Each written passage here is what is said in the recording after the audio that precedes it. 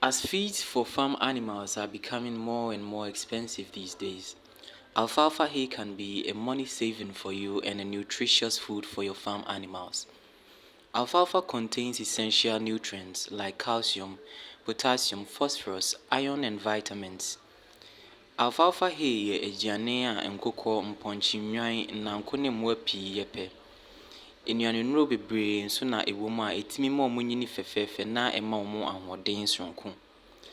Ɛsiane sɛ mmoa feed bo ayɛ den no nti, farmers friend yɛde alfalfa seed aba a, wobɛtumi adua no baabi kakra bi na aba bebree ama woatumi de ama wo mmoa. Yɛsan nso wɔ brachiaria grass seeds a ɛno nso so wodua kakra bi a ɛtumi ba bebree ma wotumi de ma wo mmoa. Nnuanennuro bebree na ahyɛ mu ma, ebi te sɛ protein na fiber. Wei nyinaa boa ma yɛka a wobɔ no wɔ feed ho nyinaa so ɛtumi te. Yɛsan wɔ other vegetable seeds te sɛ pumpkin seeds, dwarf pawpaw, okro, onion, habanero seed, paposhito, tomato seeds, ne other vegetable seeds.